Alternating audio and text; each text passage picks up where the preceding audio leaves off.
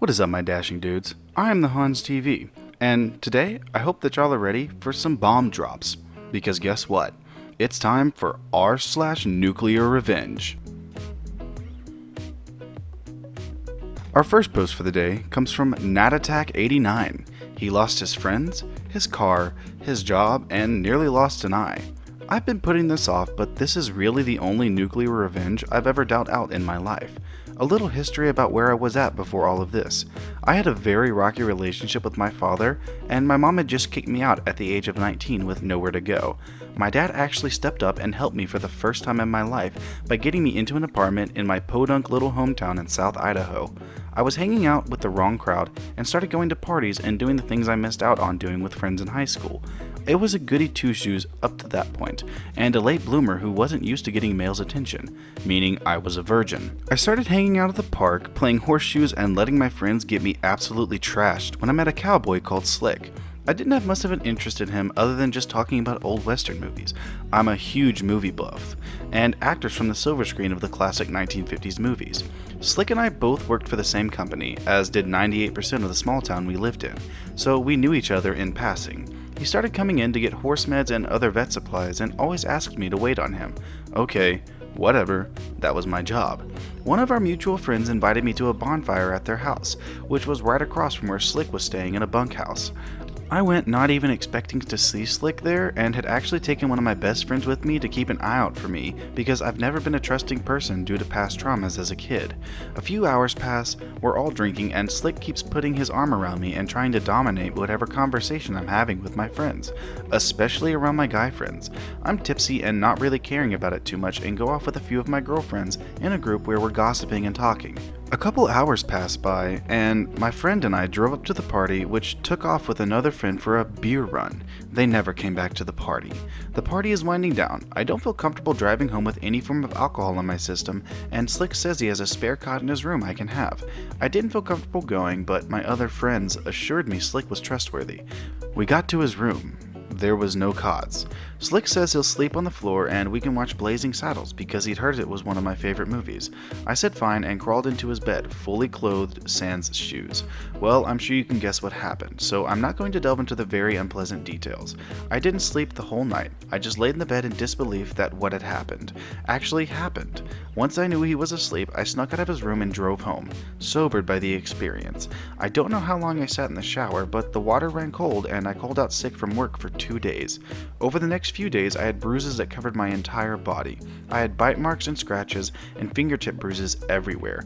I had also developed one of the worst UTIs I've ever experienced in my life and called the town clinic for an examination to make sure everything was okay, and declined to report it because the cops in my very small and rural town always sided with the men when women I knew reported their assaults. Slick became an awful force in my life. When he wasn't bothering me at work, he was leaving dead rattlesnakes on my doorstep and telling all of our mutual friends and acquaintances how he put another notch in his belt. And pretty soon after, all of his buddies stopped hanging around him when they realized he was a piece of crap. The revenge. My dad is a 6'8" giant Cossack Russian. He worked as a machinist for many years, making his already big hands thick and calloused. Important for later. He's a very intimidating man, and he has violent streaks. Because I was on bad terms with my mom, I turned to him, fully trusting him as someone I could confide in. His wife had to take pictures of my bruises for my doctor's file. I don't know why the doctor didn't take them herself. She told me to bring them in for the file, on my health to go with the assault report. My dad was livid, but he pushed his fury deep down and waited for later. Slick drove a really shitty Oldsmobile. He also liked to go out drinking every day after work. A few of my friends had been filled in as to what Slick did, and thus the rest of the town knew as news spreads like the plague in tiny towns. Slick's crappy car mysteriously caught on fire outside of the busy bar, yet nobody had seen anything regarding how it started. 2 weeks after his car burned up, my hometown had its annual birthday celebration. My dad goes to it every year and catches up with friends he hasn't seen in a long time. This means also visiting the town's bar.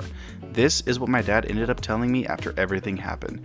He walked in, said hello to the owner, and demanded to know where the one called Slick was. The bar owner begged him not to make a huge scene and to just keep things civil since he knew that my dad was there for. He told my dad that Slick was playing poker on the deck out back, and my dad went out looking for him. He found Slick and asked him if Slick knew who he was. Slick was disrespectful and said he didn't care who he was. He was busy playing poker with his friends, who weren't really friends but guy who knew my dad and just watched everything happen. Strike 1. My dad told him he was my dad, and he needed to talk to him about respecting young women. Slick said there wasn't anything about me to respect. Strike 2.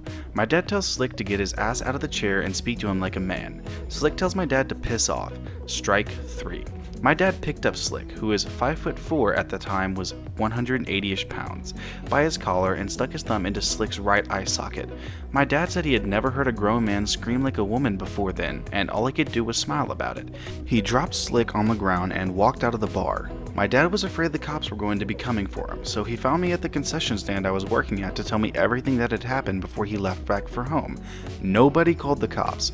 The following week, the bosses at the company caught wind of what Slick had done to me and had already had an investigation opened against him because they noticed there were some very expensive horseshoeing tools that had gone missing, with him being the only person around at the time.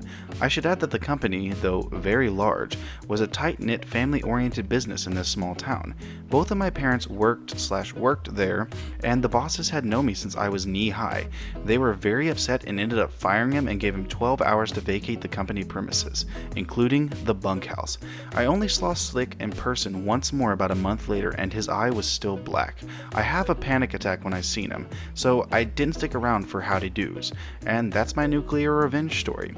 It's long and a bit painful to remember, but I'm still healing and moving on from it 10 years later. My life has gotten better, and I know his life is miserable, and that makes me happy. Our final post for the day comes from Throwaway 1993-1424. Lady wouldn't vacate private parking space. Good luck finding your licenseless car in another county's police impound lot. I have lived in an apartment complex in Lisbon, Portugal. The where is important. For the last 4 years. If anyone's from here, you'll know parking is hell. Fortunately, my building has a private garage. However, as is often the case, some parking places are more difficult to park in than others. I have one of the easier ones. Last year, I was offered a job abroad, and I took it. Thought it'd be nice. Parked my car at my parents', where they have plenty of space, and left a notice in the building elevator that went along the lines of, "I'm the owner of 3B and will be away for at least 6 months. Feel free to use my parking spot." Ended up being away for longer. Almost a year. Came back to see my parking spot occupied, which was okay because I offered for it to be used. Put another notice in the elevator, this time to say I was back and would use the parking spot again. Gave it 2 days and picked my car up from my parents. Went into my garage and my space was still being used. Had to park somewhere on the street and decided to give it another day. The day after, it was occupied again by the same car. Asked a couple neighbors and figured it belonged to a lady living 2 stories above me. Went up to talk to her and she immediately got defensive and said that her parking spot is very difficult for her to park in, and since I was away for longer than I had announced, I lost the space, which is a stupid logic as the spots are bought with the apartment. It literally belongs to me. She also told me I couldn't use her parking space instead as she was using it for storage. I went to the building admin, who said he talked to her. He did and came back shaking his head. Nothing. I sent a registered letter telling her to stop using my space and gave her 48 hours to take her car elsewhere. The next day, I saw the unopened letter in the garage bin beside the mailboxes. I ended up scouting my garage, waiting for her to leave, and would immediately park my car, hoping she'd take the hint. She didn't, and we ended up doing this dance for a few weeks, up until the day I came back to see my entire driver's side keyed. That was the final straw. I talked to a friend who owns a towing company. We chose a Saturday morning. The last few weeks, she hadn't left home on Saturdays. I knew as I'd been watching her car like a hawk. So I thought we'd have big chances of her not noticing anything until everything was done, and towed her car. The plan initially was to leave the car just down the road, but that felt too close and too easy. Then I thought about leaving it in a city about 15 minutes away, but it still didn't feel right.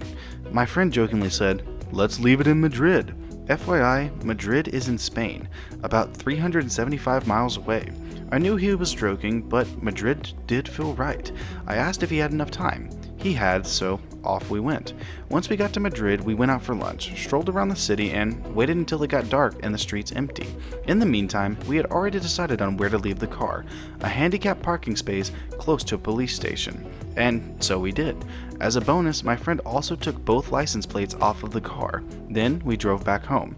It has been 2 weeks and I haven't seen her car since. One of these days, I might leave a letter in her mailbox telling her to contact Madrid police.